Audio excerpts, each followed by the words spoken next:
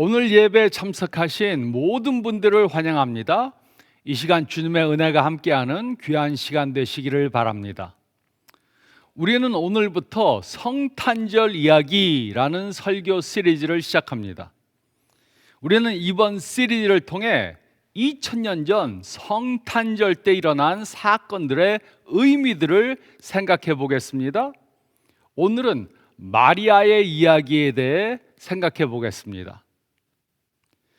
K-팝의 대표 아이돌로 꼽히는 방탄소년단 BTS의 인기는 전 세계적입니다. BTS를 보기 위해 전 세계 팬들이 몰려오는 것은 물론이고 그들의 콘서트 티켓을 사기 위해 며칠 밤을 새우기도 합니다. 그들의 인기는 음악 시장에 큰 영향을 끼치며 전례 없는 기록을 세우고 있습니다. 그러나 이들처럼 큰 사랑과 인기를 얻었던 유명인들이라고 할지라도 시대가 바뀌고 세월이 흐름으로 사람들의 기억 속에서 희미해져 가기 마련입니다. 그런데 시대가 바뀌어도 기억되는 한 사람이 있습니다. 그 사람은 바로 마리아입니다. 예수님의 어머니로 알려진 마리아는 종교를 불문하고 2000년이라는 시간이 흐르도록 많은 사람들에게 기억되고 있습니다. 마리아는 사람들에게 명망 있는 인물이거나 뛰어난 외모로 주목받는 유명인이 아니었습니다. 그녀는 마리아라는 흔한 이름만큼이나 평범한 사람이었습니다. 나사렛 마을 밖의 사람들은 마리아가 누구인지조차 모를 만큼 조용하고 알려지지 않았지만 세월이 지난 지금까지 기억되는 사람이 되었습니다. 사람들은 호랑이는 죽어서 가죽을 남기고 사람은 죽어서 이름을 남긴다고 종종 말하곤 합니다. 이 속담처럼 살아있을 때 좋은 일을 많이 하거나 세상에 도움이 되는 업적을 남긴 사람들은 사람들의 머리에 오랫동안 그 이름이 기억되곤 합니다. 하지만 마리아는 이 세상 사람들에게만 기억되는 사람이 아닌 하나님께 기억되는 사람으로 살았습니다. 그래서 마침내 그녀의 이야기는 성경에 기록되었고 아무도 알아주지 않던 마리아는 오랜 시간 기억되는 사람이 되었습니다. 우리는 다른 사람들에게 오랫동안 기억되는 것을 뿌듯해하고 명예롭게 여깁니다. 그렇다면 만왕의 왕 대신 하나님께 기억되는 것은 얼마나 더 영광스러운 일입니까? 세상은 훌륭한 일을 하고 업적이 있어야지 그 사람을 기억하지만 하나님의 나라는 그렇지 않습니다. 하나님이 기억하는 삶을 산 마리아의 삶을 통해 우리는 하나님 나라에서 기억되는 모습은 어떤 삶인지 배울 수 있습니다. 그러므로 우리도 하나님께 기억되는 사람들이 되기 위해 다음과 같은 신앙을 가져야 합니다. 이것이 누가복음 1장 26절에서 38절이 말해주는 것입니다. 첫째로 26절, 27절 그리고 38절 말씀을 보면 우리는 겸손한 신앙을 가져야 합니다. 26절, 27절은 다음과 같이 기록했습니다. 여섯째 달에 천사 가브리엘이 하나님이 보냈음을 받아 갈릴리 나사렛이란 동네에 가서 다윗의 자손 요셉이라는 사람과 약혼한 처녀에게 이르니 그 처녀의 이름은 마리아라. 주 1세기 때 살던 사람들은 예수님의 배경에 대해 매우 의아해했을 것입니다. 그 이유는 온 세상을 구원하러 올 메시아가 나사렛이라는 작은 마을에서 나온 것이 사람들에게 이해가 되지 않았기 때문입니다.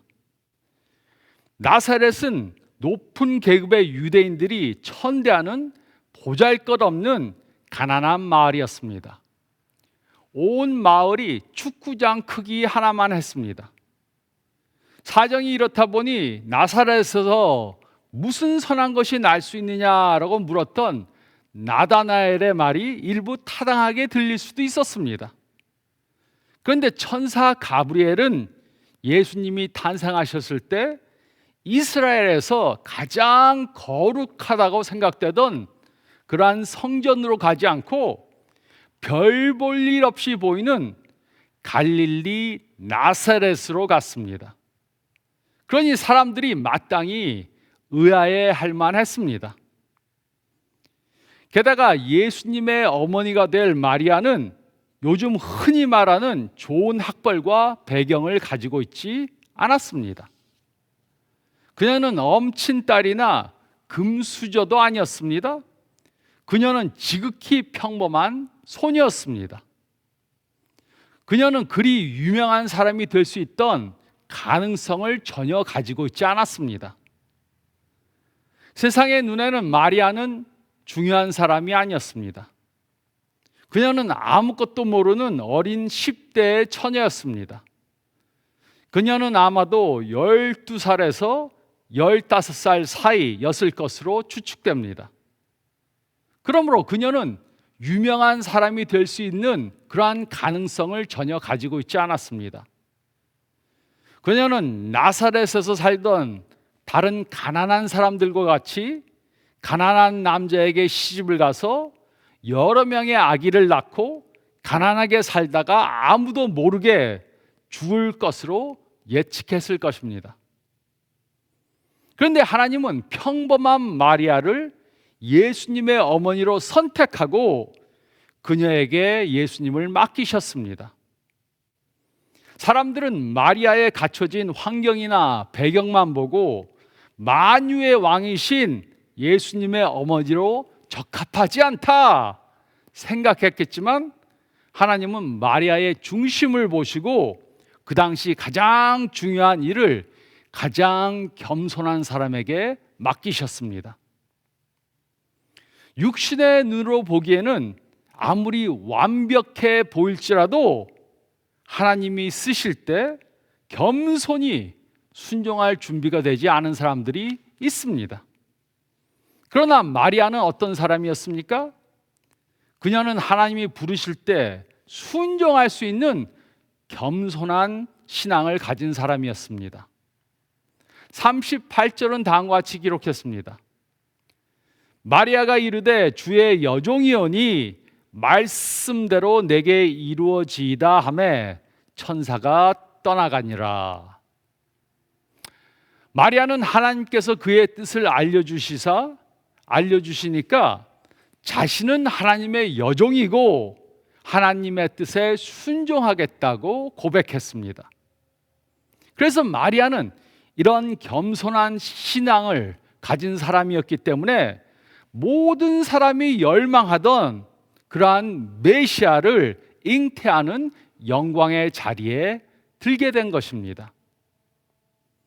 그래서 우리들에게도 이런 겸손한 신앙이 필요합니다. 하나님께서 말씀하시면 무조건 순종하는 겸손한 신앙을 가져야 합니다.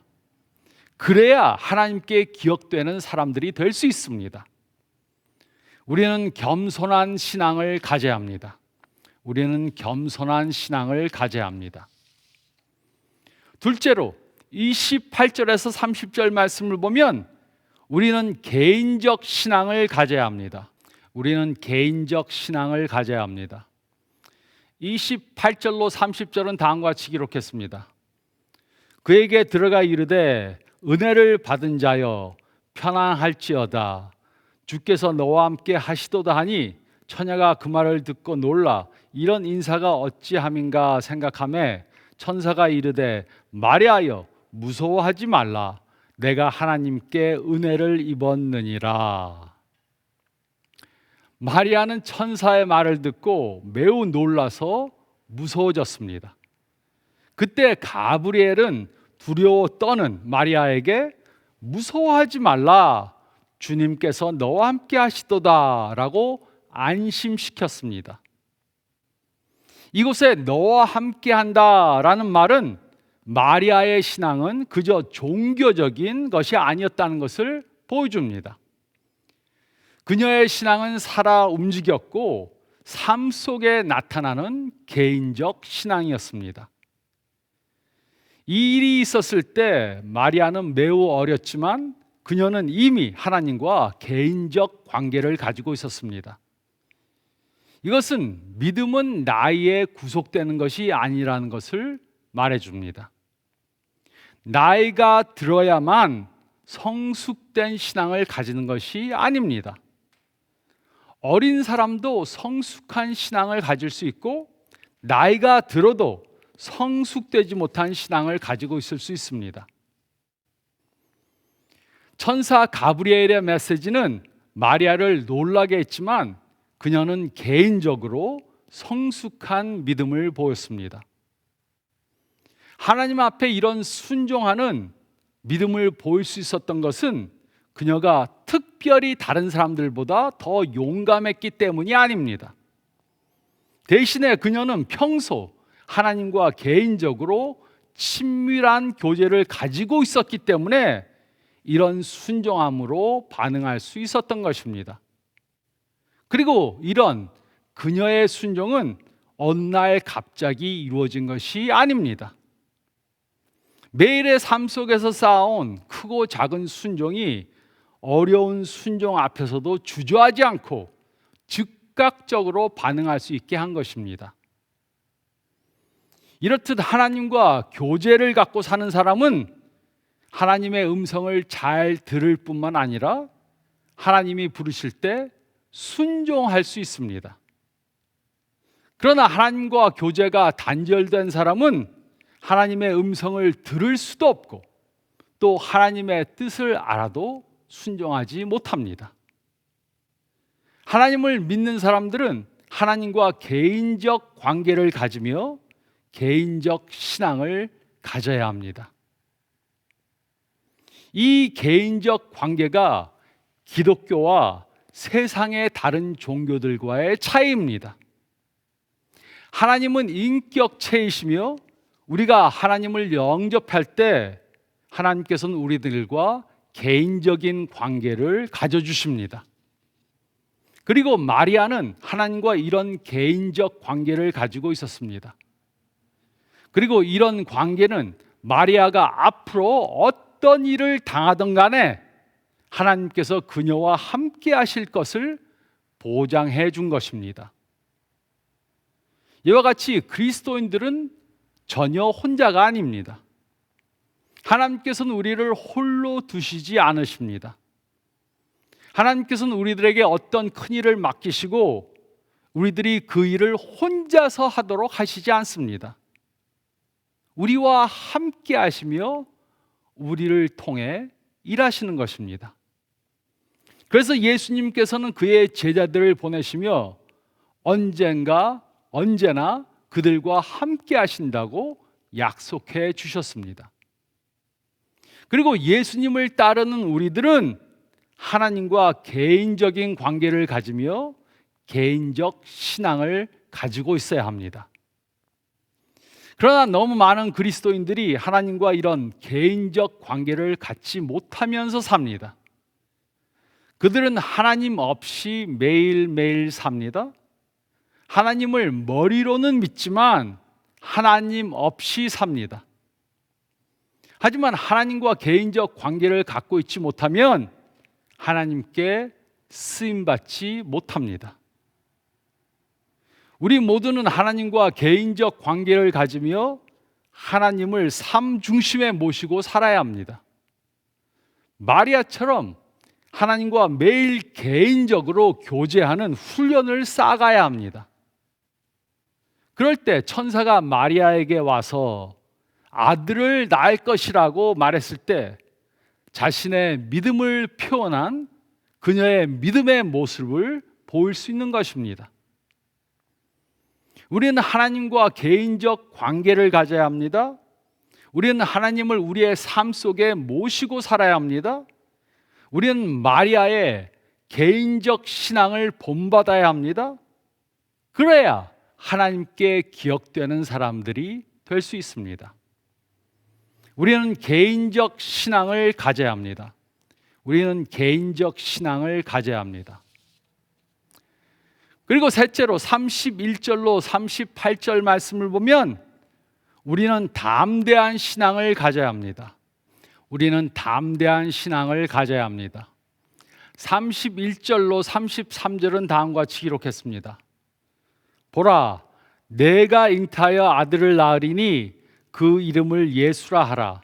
그가 큰 자가 되고 지극히 높으신 이의 아들이라 일컬어질 것이요 주 하나님께서 그 조상 다윗의 왕위를 그에게 주시리니 영원히 야곱의 집을 왕으로 다스릴 것이며 그 나라가 무궁하리라. 천사는 마리아가 잉태해서 아들을 낳을 것이라고 말해 주었습니다. 그리고 그 이름은 예수라 하라고 했습니다. 예수라는 이름은 그 당시 유대인들에게 아주 흔한 이름이었습니다. 예수는 여호와와 슈아라는 두 단어가 합쳐진 그러한 말이었습니다. 이 이름은 여호와가 구원한다라는 뜻입니다. 하지만 그 아기는 평범한 아기가 아니었습니다. 그는 큰 자가 되고 하나님의 아들이라 일컬어질 것입니다. 그뿐만이 아니고 하나님께서 그에게 다윗의 왕위를 주시고 그는 이스라엘의 왕으로 다스리며 그의 나라가 무궁할 것이었습니다. 하지만 마리아는 도무지 이해할 수 없었습니다. 34절로 38절은 다음과 같이 기록했습니다. 마리아가 천사에게 말하되 나는 남자를 알지 못하니 어찌 이 일이 있으리까? 천사가 대답하여 이르되 성령이 내게 임하시고 지극히 높으신 이의 능력이 너를 덮으시리니 이러므로 나실 바 거룩한 이는 하나님의 아들이라 일컬어지리라. 보라, 내 친족 엘리사벳도 늙어서 아기를 배었느니라. 본래 임신하지 못한다고 알려진 이가 이미 6달이 되었나니 대저 하나님의 모든 말씀은 능하지 못하심이 없느니라. 마리아가 이르되 주의 여종이오니 말씀대로 내게 이루어지이다 하매 천사가 떠나가니라.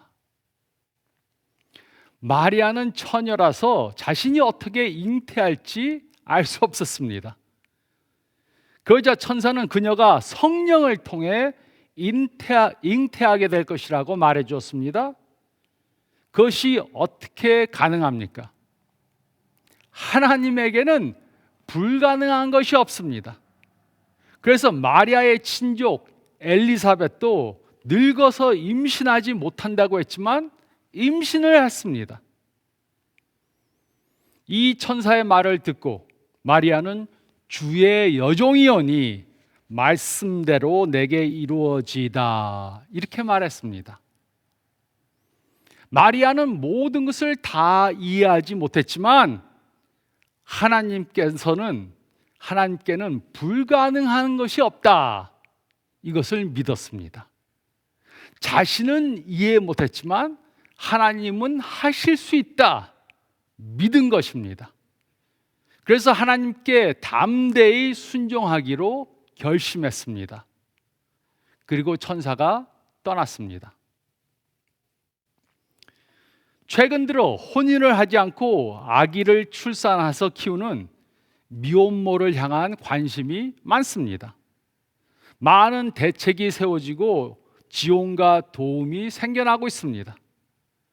조금씩 미혼모를 바라보는 사회적 시선도 바뀌어가고 있지만 여전히 부정적입니다. 현재도 미혼모에 대한 사회적 편견이 있지만 과거의 미혼모들은 사회생활에 아주 어려운 그러한 배척을 받았습니다. 이러한 점을 생각해 본다면 가늠한 사람을 돌로 쳐 죽이던 시대에 살던 처녀가 임신한 것은 그야말로 죽음을 각오해야 하는 일이었습니다. 이런 시대적 상황 속에서 결혼도 하지 않았던 마리아가 임신한 것은 매우 큰일이었습니다. 그뿐만이 아니었습니다. 마리아에게는 이때가 아주 행복한 시기였을 것입니다. 마리아는 아마도 결혼을 준비하느라고 매우 바빴을 것입니다. 또 결혼 후 행복한 삶을 살기 위해 여러 가지 계획도 세우고 있었을 것입니다. 하지만 천사의 메시지는 마리아의 삶을 완전히 뒤바꿔 놓았습니다. 마리아는 천사의 말처럼 아들을 잉태하게 됐습니다.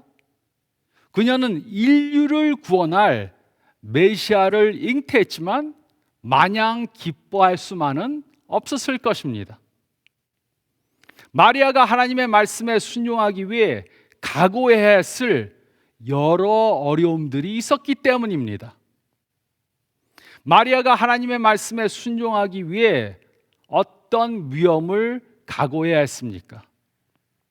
첫째로 마리아는 가족들로부터 버림을 받을 수도 있었습니다. 당시 문화를 고려해 보면 딸이었지만 가문을 욕되게 했기 때문에 가족들은 결혼 전에 임신한 마리아를 저버릴 수 있었습니다. 또 둘째로 마을 사람들로부터 외면당할 수 있었습니다. 마을 사람들은 그녀를 보고 부도덕한 사람이라고 그렇게 수군대었을 것입니다. 와, 마리아가 임신을 했대. 나는 마리아가 순진한 아이인 줄 알았는데 전혀 아니었어. 마리아는 결혼 전에 임신한 것이 알려지면 사람들의 외면과 사회로부터의 단절을 각오해야 했습니다. 또 셋째로 그녀는 약혼자였던 요셉과의 정혼이 깨질 수도 있었습니다. 아무리 요셉이 훌륭한 사람이라고 할지라도 자신과 결혼을 한 사람이 다른 남자의 아기를 가졌다 이렇게 생각된다면 그것을 알고도 결혼하는 것은 쉽지가 않았을 것입니다. 설상가상으로 요셉이 파혼을 하면 마리아는 파혼당한 여자로 평생 살아야 했습니다. 다른 남자와 결혼하는 것은 꿈꿀 수도 없었습니다. 또 넷째로 마리아는 생명을 잃을 수도 있었습니다. 마리아는 부도덕했다는 명목으로 다른 사람들에게 돌로 맞아 죽음을 당할 수도 있었습니다. 그러므로 마리아가 하나님께 순종하기로 결심한 것은 모든 것을 희생하기로 각오한 것입니다. 마리아는 담대한 선택을 한 후에 이렇게 말했습니다. 주의 종이오니 말씀대로 내게 이루어지이다. 하나님은 우리들을 통해 일하십니다. 그런데 하나님이 사용하는 사람은 능력이 많고 교육을 많이 받은 사람이 꼭 아닐 수도 있습니다. 대신에 하나님께서는 그에게 담대히 순종하는 사람들을 들어서 사용하십니다. 하나님께 담대히 헌신할 각오가 없다면 하나님께 순종할 수 없습니다. 우리는 하나님의 뜻이 나의 삶에 이루어지이다 이렇게 주문을 외우듯 기도합니다. 그러나 하나님의 뜻이 나의 뜻과 다르고 내가 많은 희생을 해야 한다면 하나님께 순종하는 것을 불편해합니다. 하나님의 역사가 나를 통해 이루어지기는 원하지만 하나님의 뜻에 순종하기는 싫어하는 양가적인 마음을 가질 수 있습니다. 하지만 하나님께 쓰임받고 하나님께 기억되는 사람들이 되기 위해 아무리 순종하기 어려워도 우리는 담대히 순종해야 합니다. 많은 사람들은 복 받기를 위해 기도하지만 하나님이 부르실 때는 모른 척합니다. 교회에서 각종 콜링을 할 때 그것은 제 일이 아닌 것 같습니다. 이번 선교 여행은 좀 바빠서 못 가겠습니다. 이런 다양한 이유로 거절합니다. 그러나 하나님은 담대히 순종하는 믿음을 보일 때 그의 일을 그를 통해 보여주십니다. 진짜 복된 삶은 넓은 집을 갖고 다른 사람들이 알아주는 그러한 사람들이 되는 것이 아닙니다. 진짜 복된 삶은 하나님께 쓰임받고 하나님께 기억되는 사람이 되는 것입니다. 그러기 위해 우리들에게는 담대한 신앙이 필요합니다. 우리는 담대한 신앙을 가져야 합니다. 우리는 담대한 신앙을 가져야 합니다. 인류의 역사를 통해 한 여인만이 메시아의 어머니가 되는 영광을 누렸습니다. 많은 여인들이 그 영광을 누리기 원했어도 그 영광은 오직 마리아에게만 주어졌습니다. 그러나 우리도 전 세계에 예수님을 전하는 그 일에는 동참할 수 있습니다. 언젠가 하나님께서 우리들에게 오셔서 그 일을 맡겨주시면 우리는 그 말씀에 순종해야 합니다. 마리아가 순종한 것처럼 우리도 순종해야 합니다. 하나님이 마리아를 불렀을 때 마리아는 믿음으로 순종했습니다. 그러므로 마리아의 이야기가 우리들에게 가르쳐 주는 것은 바로 이것입니다. 우리도 하나님께서 우리를 부르시면 겸손하고 개인적이고 담대한 신앙을 보여야 합니다. 우리는 모두가 하나님께 영광 돌리기 위해 사용되기를 원합니다. 하지만 많은 사람들은 순종하는 것은 싫어합니다. 하지만 영광의 자리에 앉기는 원하지만 순종하기 싫다는 것은 운동하지 않고 올림픽에 나가서 챔피언이 되기를 원하는 것과 같은 것입니다. 하나님은 우리를 사용하셔서 그의 일을 이루시기 원하십니다. 그리고 겸손한 태도를 갖고 하나님을 개인적으로 믿으며 하나님의 뜻에 담대히 순종할 수 있는 사람을 찾으십니다.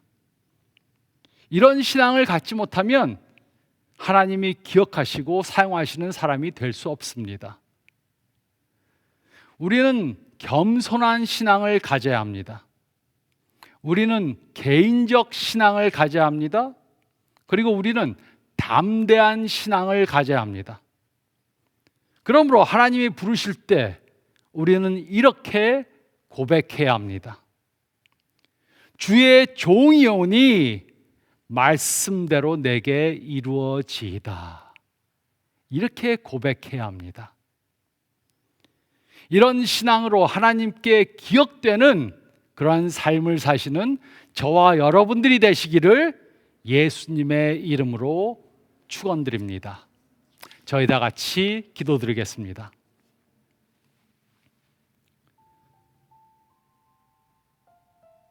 잠깐 머리를 숙이시고 오늘 말씀 묵상해 보시기 바랍니다. 마리아는 겸손한 신앙, 개인적 신앙, 담대한 신앙을 가지고 있었기 때문에 하나님께서 사용하는 그러한 사람이 되었습니다. 나는 그러한 신앙을 가지고 있는가 한번 체크해 보시기 바랍니다. 나에게는 겸손한 신앙이 있는가? 또 개인적 신앙이 있는가? 하나님을 머리로는 믿지만 개인적으로 삶에서 하나님을 경험하는 그러한 신앙을 가지고 있는가? 또 담대한 신앙을 가지고 있는가? 어려운 일이면 하나님께서 어려운 일을 맡기시면 아멘 이렇게 대답하지 못하고 어려워하고 두려워하는 내가 되고 있지는 않은가? 하나님께 기억되는 그러한 삶을 살기 위해 이번 성탄절 기간을 맞으면서 마리아의 신앙을 본받아 겸손하고 개인적이고 담대한 신앙을 갖기 위해 기도하시며 한 주간 이 말씀을 적용하시기 바랍니다. 제가 기도하겠습니다. 주님 감사합나이다. 저에게 2000년 전 예수님을 이 땅에 보내주시고 예수님을 통해 저희가 구원받고 하나님의 자녀가 되는 권세를 누릴 수 있는 그러한 자격을 주심을 감사드립니다. 성탄절이 가까우는 이때 저희가 하나님께 쓰임받길 원합니다. 예수님의 복음을 전하는 그러한 메신저의 삶을 살기 원합니다. 그러기 위해 마리아처럼 항상 겸손한 그러한 신앙을 갖게 도와주시고 부족한 저희가 하나님께 쓰임받을 수 있다는 그러한 자부심을 갖지만 내가 무엇인가 해서 우리가 됐다는 그러한 착각하지 않도록 도와주시고 또 머리로만 믿고 삶 속에 예수님을 경험하지 못하는 나 혼자 사는 그러한 개인적인 신앙을 갖지 못하는 저희들 되지 않고 예수님을 삶 속에 모시고 사는 개인적 관계, 신앙을 갖게 도와주시고 또 어려운 그러한 일을 맡기실 때라도 하나님께서 우리와 함께 하신다는 것을 분명히 믿고 담대히 아멘으로 화답하는 저희 모두가 되게 도와주시옵소서. 한 주간 이렇게 살 수 있도록 도와주시고 성탄절을 맞으며 이러한 신앙으로 무장하고 살게 도와주시옵소서. 감사드리며 이 모든 말씀 우리 주님 예수 그리스도 이름 받들어 간절히 기도드리옵나이다. 아멘. 오늘 말씀 붙잡고 그대로 적용하면서 사는 한 주간 되시기 바랍니다. 건강하시기 바랍니다.